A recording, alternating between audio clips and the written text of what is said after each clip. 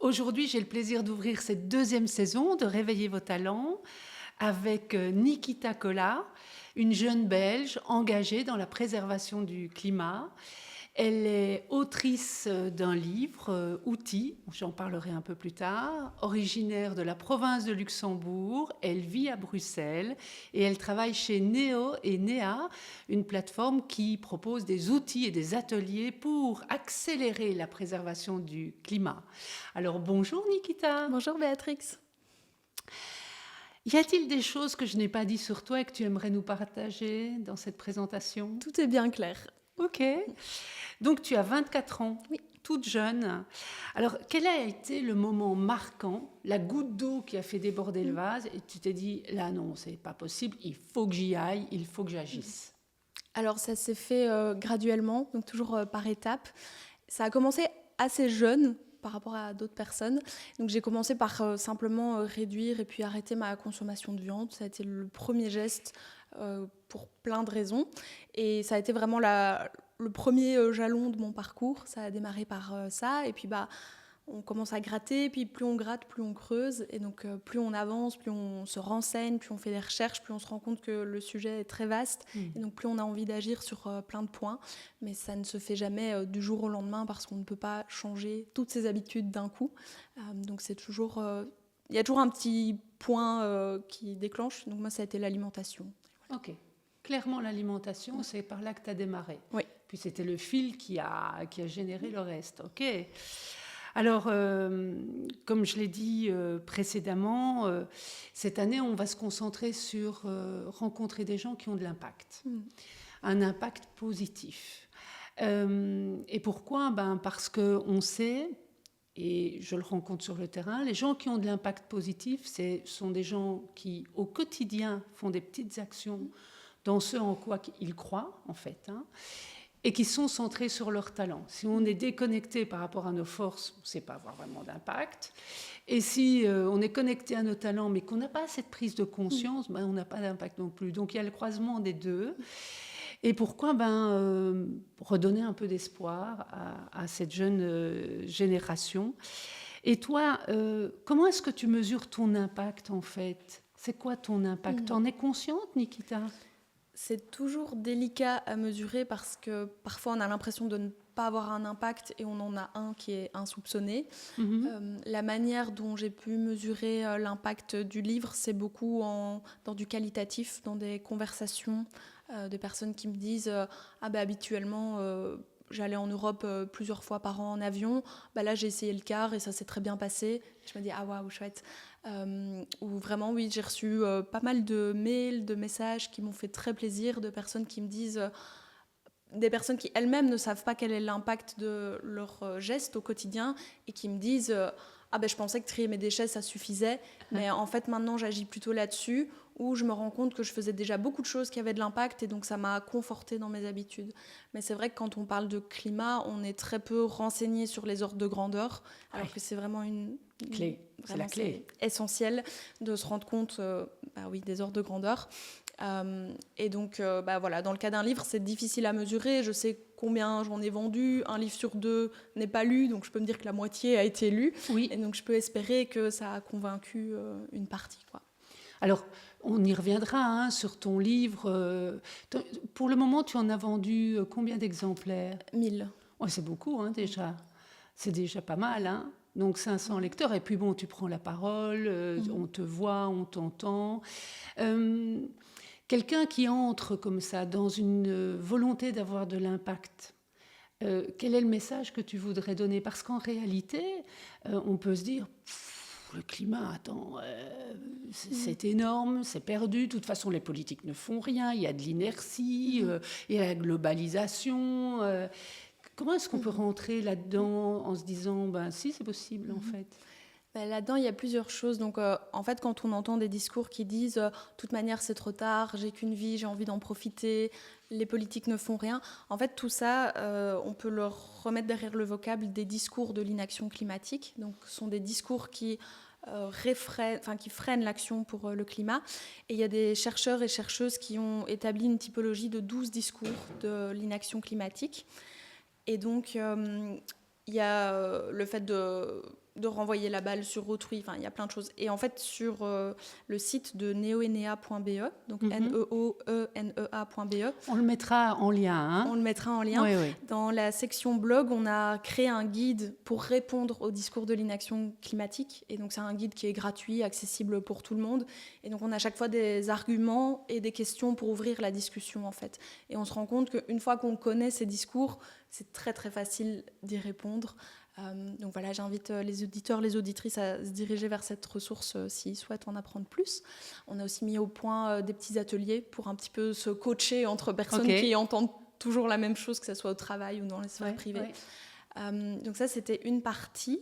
Et j'ai oublié l'autre partie de la question. Mais en fait, comment on fait pour rentrer dans l'impact, quoi, tu vois, voilà. D'accord. Mais alors, à mon sens, la première des choses, c'est de voir la réalité en face. Et c'est déjà un grand pas. C'est déjà beaucoup. Et je pense qu'il faut aussi se féliciter de ça. De se dire, en fait, je pourrais faire l'autruche et continuer de pas trop m'intéresser à ça. Et donc, moi, je félicite vraiment les gens qui s'y intéressent, qui se renseignent et qui se mettent en mouvement. C'est vraiment le plus important. À titre individuel, calculer son empreinte carbone, de nouveau sur le même site, vous pouvez le faire gratuitement. C'est chouette. C'est assez bien fait. Oui, facile. Et ça permet de cibler en fait si notre impact il est plutôt sur le transport, sur l'alimentation, sur les vêtements, l'énergie. Donc en fait, de nouveau voir les ordres de grandeur dans son quotidien. Et puis, ça, je le dis très régulièrement, l'action individuelle, elle est nécessaire, mais elle est insuffisante. Et donc, se mettre ensemble, c'est super important. Donc, soit de créer, constituer des collectifs, soit de se diriger vers des actions collectives ou des actions publiques, si on a un pouvoir d'influence là-dessus. Parce qu'il y a beaucoup à faire à notre échelle, mais tout ne repose pas sur les citoyens, les citoyennes. Et donc, c'est important de dépasser l'échelle individuelle et d'arriver à faire des choses plus collectives, quoi. Donc, si on veut avoir de l'impact, on peut déjà interroger son quotidien et se dire, tiens, qu'est-ce que je peux améliorer ? Où est-ce que je m'en sors déjà bien ? Et puis, je vais dire, donc le message qu'on porte souvent chez Neoenea, c'est qu'une fois qu'on est entre 6 et 8 tonnes de CO2 équivalent d'empreinte carbone par an, donc individuel, on invite à vraiment passer à l'échelle collective, quoi. C'est sans doute une clé qui est, quand tu parles de ça, faire du collectif, moi j'appelle ça faire société, super important. On est là pour avoir des relations avec l'autre, s'aligner, s'ajuster, apprendre, surtout ne pas être d'accord, parce que si on est tous d'accord, on devient des moutons de panurge, et donc on ne vit pas dans Facebook, on vit dans la vraie vie. C'est très intéressant ce que tu dis, parce que la question climatique, moi, ma génération, ça me bouscule, ça me fait peur. C'est un sujet dans lequel j'ai envie d'aller, mais j'y vais pas totalement, même si je fais des trucs, soyons clairs. Mais je sens encore qu'il y a une résistance parce qu'il y a une énorme culpabilité. D'accord. Et là, je voudrais souligner ça. Ce que tu dis, dans tout ce que tu fais dans ton discours, ce que j'apprécie beaucoup, c'est que tu ne nous rejettes pas la faute. C'est un discours qu'on entend beaucoup. Oui, les boomers nous ont laissé une planète qui est dans un état catastrophique. Je voudrais juste signaler que moi, quand j'avais 18 ans, 20 ans, 30 ans, la question climatique, on n'en parlait pas. Donc, je n'ai pas eu intentionnellement l'envie de polluer pour les futures générations. Je voudrais le dire quand même à la jeune génération qui nous écoute. Et aussi, l'autre chose, Nikita, c'est que oui, on ne vient pas de ce monde-là. On vient d'un monde où il n'y avait pas ces enjeux, ces crises-là. Il n'y avait pas la guerre en Europe, il n'y avait pas la question climatique, il n'y avait pas les crises économiques. On était un peu dans un paradis, tu vois. Une petite bulle. Ce qui fait que cette question, elle est assez éloignée. Elle arrive dans notre actualité, comme elle arrive dans la vôtre. Mais dans la vôtre, la génération Z, vous êtes complètement traversé par cette question. Vous ne pouvez pas passer à côté. Nous, on peut encore un peu dire « ouais, c'est un truc, oui, je sais », mais vous ne pouvez pas.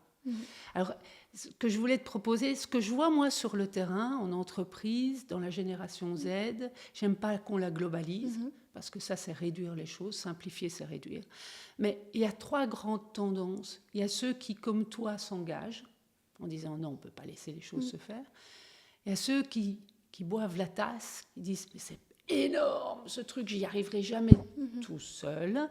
Et donc, tant pis, c'est foutu, je vais vivre ma vie comme je peux, et après moi les mouches. Et puis il y a les autres, entre deux, qui disent ouais, c'est une vraie question, mais là j'ai peur d'y mettre le petit doigt parce que ça va me conditionner ou me reprogrammer toute ma vie. T'as ça aussi, toi, comme constat? C'est difficile de pas être submergé parce que c'est un grand sujet, et je pense qu'un des meilleurs antidotes à cette submersion d'émotions, où on peut être en fait tétanisé tellement le sujet est grand, c'est l'action, c'est le meilleur remède. Et ce que je trouve très beau avec la question climatique, mais pas que, parce qu'elle vient toujours avec des questions sociales et d'inégalité, on y reviendra, c'est qu'en fait, on a plein de manières d'agir. Donc il y a des personnes qui vont pouvoir agir dans leur quotidien et savoir très bien dialoguer avec leur entourage et être très forte là-dedans. Et puis, il y a des personnes qui vont très bien parler sur des plateaux télé. Et puis, il y a des scientifiques qui vont faire des super prélèvements sur le terrain. Et en fait, on a besoin de tout le monde. On a besoin d'une multitude de talents. On a besoin vraiment d'une grande diversité. Et donc, on a besoin de personnes qui enregistrent des podcasts.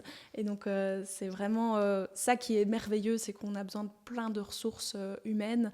Et donc, tout le monde peut y trouver son compte à sa manière, sans être forcément submergé, parce que si on regarde tous les documentaires qui parlent de climat, évidemment on est atterré après, et qui ne le serait pas. Donc voilà.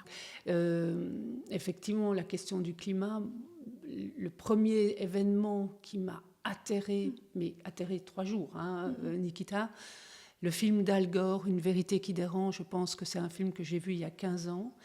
J'étais prof d'histoire à ce moment-là. J'ai arrêté mon cours d'histoire et je l'ai passé à tous mes élèves en disant « il faut que vous entendiez ça ». Tout ce qu'il annonçait, c'est terrible parce qu'on est dedans en réalité. Alors, je reviens à ton livre, Faire de demain un monde qui me plaît.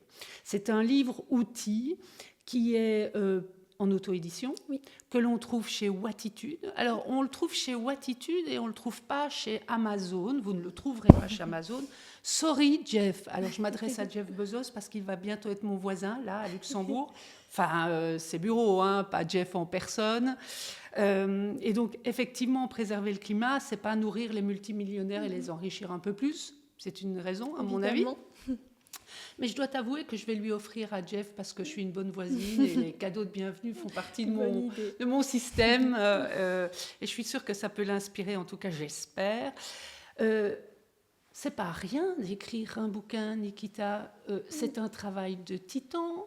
J'en sais un petit peu quelque chose, puisque moi je travaille sur les talents.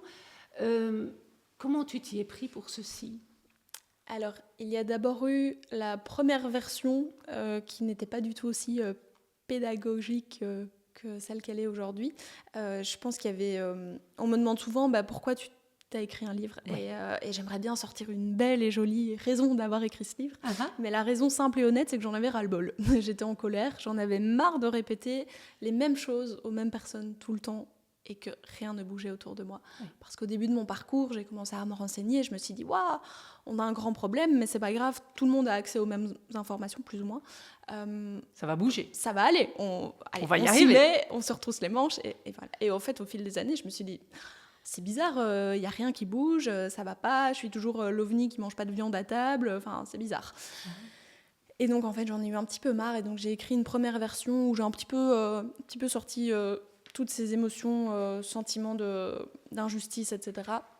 Et puis je me suis dit, bon, ça ne va pas marcher. J'ai été bien accompagnée de certaines personnes qui ont relu ces versions-là, qui m'ont conseillé, qui m'ont aiguillée.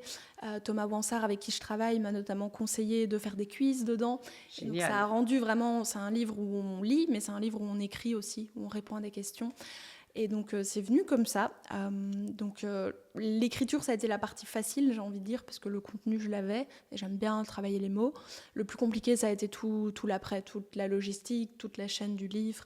À nouveau, j'ai pu être accompagnée par le Venture Lab à Liège. Donc, c'est un incubateur pour entrepreneurs, entrepreneuses liégeois, qui fait un super travail. Donc, ils ne mettent pas... Oui, vous connaissez ? Oui, en effet. On mettra le lien aussi, parce que pour les jeunes entrepreneurs, les étudiants entrepreneurs, c'est topissime. C'est vraiment une belle équipe qui se bouge énormément. Claire. Voilà. Donc, ils ne mettent pas d'argent dans les projets, mais par contre, on a accès à un coaching, à un réseau, à plein de conseils. Et donc, j'ai été coachée par Luc Pire, qui a été éditeur pendant Bien 20 sûr. ans. Donc, Luc, oui. j'étais à la bonne école pour être autonome sur toute la chaîne du livre. Et ça a permis aussi de poser des choix conscients où j'aurais pas eu la même marge de manœuvre avec une maison d'édition. Donc j'ai pu imprimer le livre en Belgique, j'ai pu faire des choix pour réduire l'impact du livre.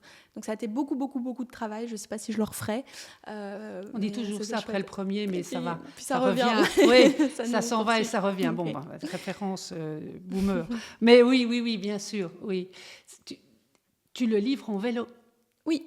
Donc j'ai fait toutes les livraisons que je pouvais en train et en vélo. Donc à Bruxelles, j'ai toujours évidemment livré à vélo, mais aussi à Liège, à Namur, en Gaume.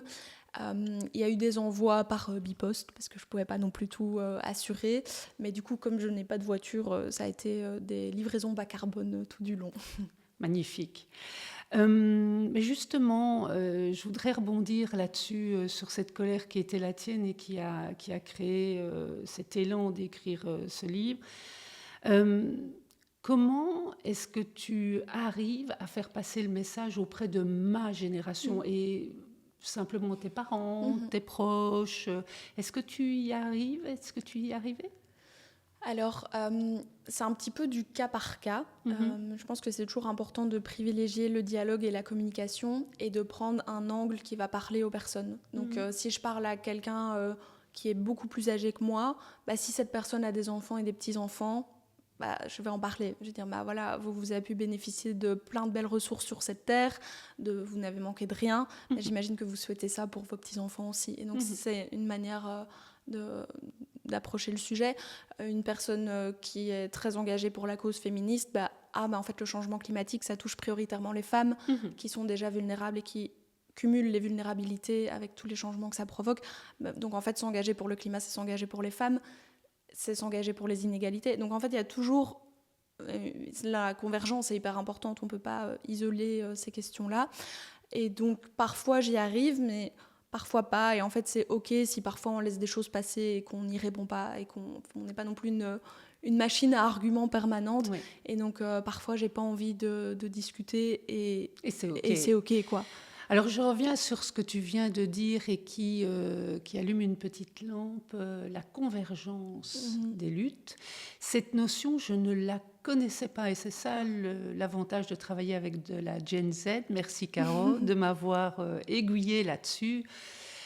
Dans ma génération, les engagements qu'on a, ils sont plutôt séquentiels, si tu veux. On choisit un engagement, une question, on va la défendre tout du long. C'est comme nos carrières, mono-carrière, mono-engagement. Et je n'avais pas du tout conscience que les engagements étaient liés. Exactement ce que tu viens de dire, en fait. Donc, l'engagement climat, l'engagement par rapport à la place des femmes, l'engagement... Il y a toute une chaîne de convergence d'inégalités, en réalité. Oui. Donc, tu n'as pas de chance et tu n'as pas de chance. Et en fait, tu n'as vraiment pas de chance. Ouais. Ça, on n'en a pas conscience. Je ne l'entends pas dans le discours politique. C'est encore très compliqué aujourd'hui, y compris au sein même des sphères militantes, de faire éclater ces silos, où parfois on va avoir des groupes très engagés sur le climat, mais qui vont avoir des biais racistes énormes sans s'en rendre compte. Et donc ça, évidemment, ça pose des gros soucis. Et on a aussi plusieurs mouvances écologiste, et donc il y a aussi une écologie qui reste très bourgeoise, très blanche, qui ne va pas du tout se préoccuper d'une écologie qui se passe plutôt dans les quartiers où on cumule les inégalités. Mais toutes les questions vont de pair, parce que par exemple, si on prend la question du logement à Bruxelles, si on a moins de moyens, on va habiter dans des passoires thermiques, donc on va beaucoup plus subir les canicules. Il y a des super cartes de Médor ils ont fait un travail avec un journal, je ne sais plus lequel, mais qui montre en fait les taux de pollution dans la capitale avec le manque d'espaces verts, avec les passoires thermiques corrélés aux revenus de la population. Et en fait, on se rend vraiment compte que c'est des couches qui se superposent. Et donc, se saisir d'un sujet, c'est à la fois se saisir de beaucoup de sujets, mais c'est aussi avoir l'occasion de travailler ensemble. Et c'est vraiment hyper important de ne plus être dans ces silos-là, parce que tous les sujets ont intérêt à ce que ça soit rassemblé. On ira plus vite si on attaque tous les sujets. En même temps, c'est sûr. Exact. C'est l'idéal. Donc, de l'intermilitantisme. Moi, je suis pour la pluralité, la diversité des talents, mais alors c'est la diversité des axes militants. On ira plus vite. Ça, c'est intéressant. Oui. Tu vois, ça, c'est vraiment une question que je n'avais pas du tout dans le pipe, en fait. Je n'avais pas du tout conscientisé. Ça reste quelque chose à donner, à éduquer. Parce que c'est complexe de faire passer un message comme celui-là. C'est pas simple. Et puis ça fait encore plus peur parce que tu dis, oh mon Dieu, alors si je fais ça, je vais devoir... Il ne faut pas être contre-productif non plus dans ses actions, et c'est ce qui parfois peut arriver, quoi. Et en fait, Nikita, qu'est-ce que tu aimerais que ma génération comprenne de la tienne et qu'elle ne comprend pas? On vient de parler là, la convergence des luttes. Est-ce qu'il y a d'autres points que toi tu vois? C'est une bonne question, c'est une vaste question. Je réfléchis un petit peu. On a 3 heures de podcast devant nous, non, je blague. Je pense, dans le cadre de mon travail, j'ai beaucoup travaillé avec les grands-parents pour le climat. Et donc c'est une association de grands-parents qui agissent pour le climat. Et j'ai toujours, souvent c'est le moteur, c'est les petits-enfants ou les enfants. Et j'ai toujours trouvé leur démarche très touchante. Parce que, par exemple, si je donne un atelier, ça va être beaucoup plus facile avec un public qui me ressemble. Mais donc, au sein des grands-parents pour le climat, en fait, ils ont la capacité de communiquer à d'autres personnes de leur tranche d'âge. Et donc ça, j'ai toujours trouvé que c'était super enrichissant. Et ça permet aussi de mieux connecter, de mieux communiquer avec eux. Donc j'ai toujours eu des dialogues très sains, très chouettes avec ces personnes. Je pense que c'est pas tant une question de génération. Je crois que le clivage se situe ailleurs que dans le générationnel. Et que ça dépend vraiment, parce qu'il y a des personnes qui ne sont pas de ma génération, avec qui je vais avoir beaucoup plus de points communs que d'autres personnes de ma propre génération. Et on a un petit peu, vous n'aimez pas les étiquettes, mais on a un petit peu l'étiquette de la génération climat. Mais sincèrement, quand je vois le comportement de la plupart de mes proches qui ont mon âge, ce n'est pas une génération climat. C'est vraiment... avant-hier, j'étais à un repas chez des amis, j'étais la seule à ne pas avoir pris l'avion cet été, comme chaque année.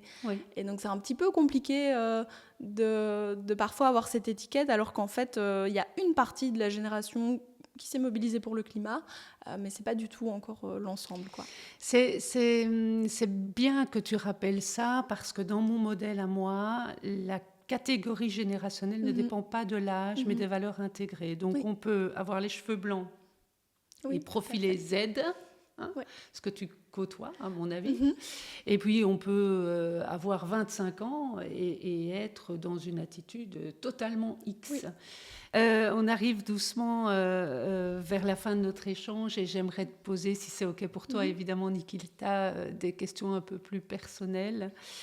Ce qui me frappe dans ton engagement, c'est ton optimisme. Il y a de la joie chez toi, je te rencontre là, on sent que tu ne te fais pas absorber par cette question qui nous dépasse totalement. Comment tu fais pour rester connecté? Qu'est-ce qui te nourrit? C'est un truc, enfin, tu vois, pas de secret. Comment tu fais pour rester connecté à cette joie et ne pas te perdre? Alors, c'est pas simple. Je vois autour de moi beaucoup d'amis qui, à un moment, sont passés sous le rouleau compresseur du militantisme, on va dire. Et ça peut être, peu importe ce pourquoi on lutte, ça peut être éprouvant, ça peut être fatigant. C'est déjà difficile d'être consciente des problématiques de notre société et de ce monde. Agir pour les contrer, c'est très courageux, c'est difficile. Et je pense qu'en fait, l'intérêt, c'est de trouver la manière qui a de l'impact, mais qui nous préserve. Donc, par exemple, j'ai été dans pas mal de manifestations, de blocages. En fait, ça peut être très violent comme moment. Alors, c'est aussi très joyeux à plein d'autres, mais ça peut laisser des marques. Mais en fait, peut-être que j'ai eu plus d'impact en écrivant un livre dans ma chambre. J'en sais rien. Donc, je pense que c'est important de trouver sa manière, la manière à la fois dans laquelle on a de l'impact et à la fois dans laquelle on se préserve. Et donc, de nouveau, il y a plein de manières de militer. Et je pense que quelqu'un qui fait son petit potager et qui arrive à communiquer avec ses voisins sur ces sujets-là, a tout autant d'impact que quelqu'un qui manifeste dans la rue, et on a besoin des deux en fait.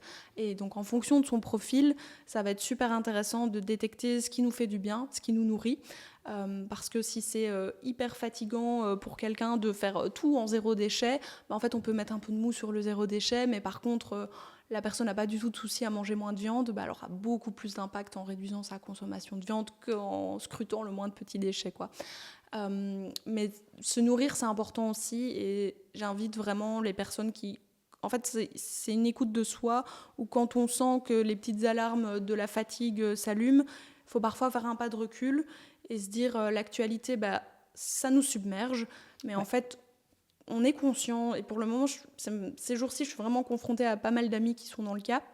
En fait, si on sent que ça va plus, ça ne nous rend pas moins conscients des choses. Oui.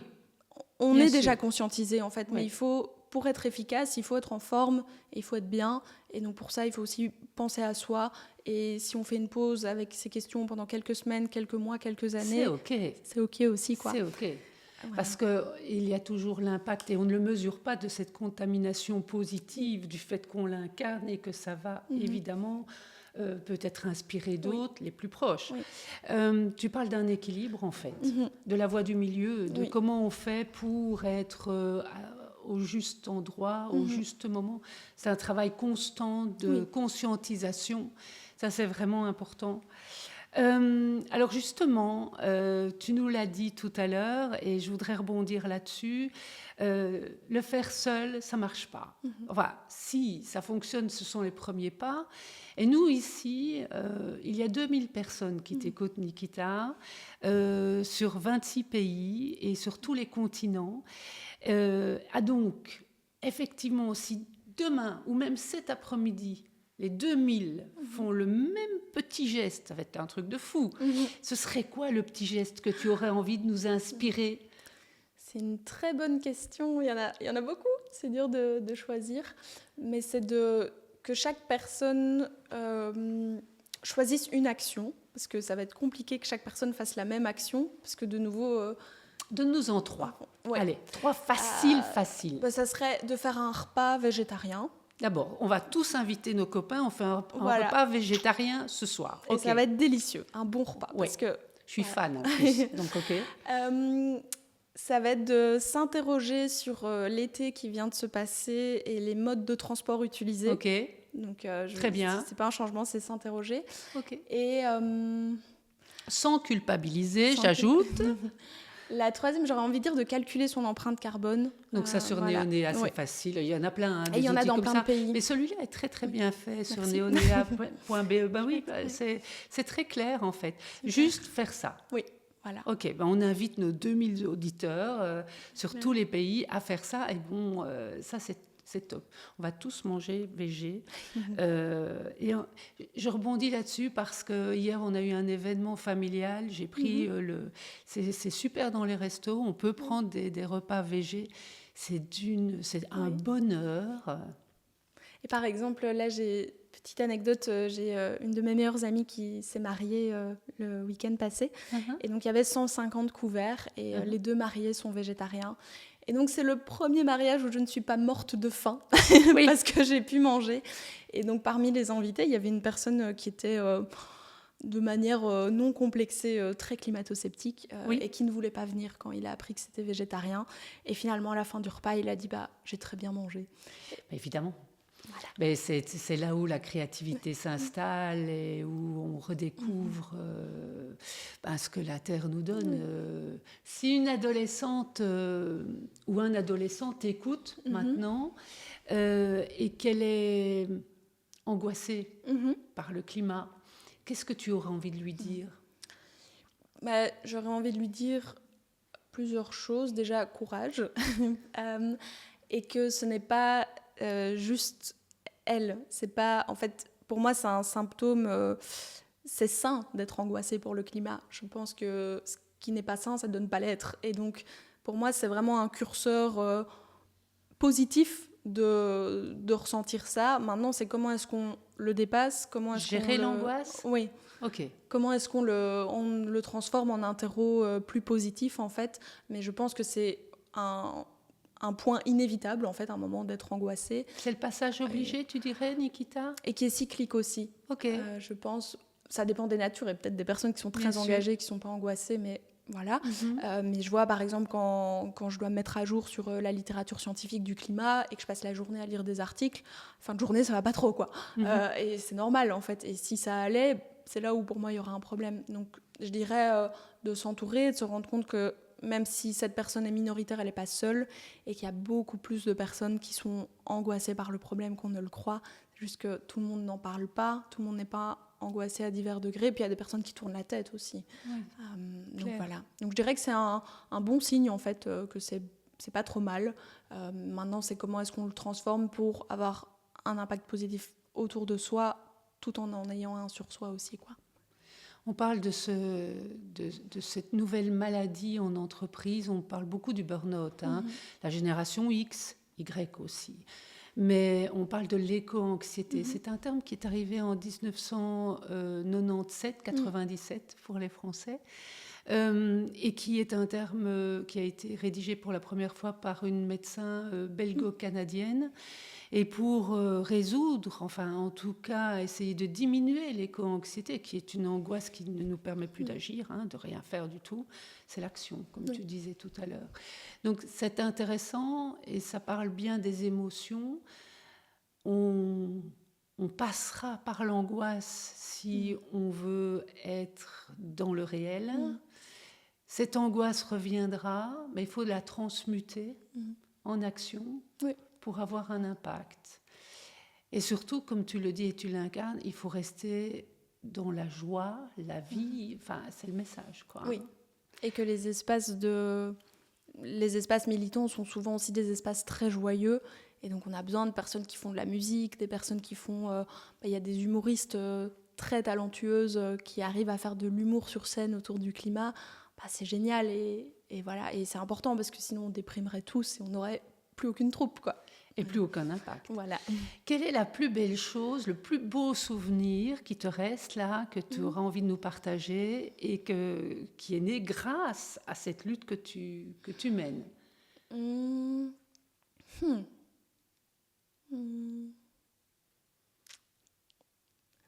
J'en ai pas vraiment comme ça. Ou qui t'est mis en... Si tu avais... Tu ne l'aurais jamais vécu sans avoir amené ça. Et l'autre chose, c'est qui te met en joie quand tu y penses. C'est vraiment les personnes qui reviennent vers moi et qui me disent avant je faisais comme ça, aujourd'hui je fais comme ça, et c'est très bien, et qui à leur tour rayonnent autour d'elles. Parce qu'on le parlait un petit peu, quand on incarne quelque chose, qu'on le veuille ou non, ça jaillit sur les autres. Donc même si on n'a pas un profil de communicant ou de personne qui va savoir transmettre les messages, l'exemplarité, c'est un vecteur de changement et d'impact très très puissant et souvent insoupçonné. Et donc c'est vraiment ce qui me rend le plus joyeuse, c'est quand je vois que d'autres personnes petit à petit font des changements et le communiquent autour d'elles, d'une manière ou d'une autre, où là je me dis, ok, on peut un peu souffler, il y en a d'autres aussi qui se réveillent, quoi.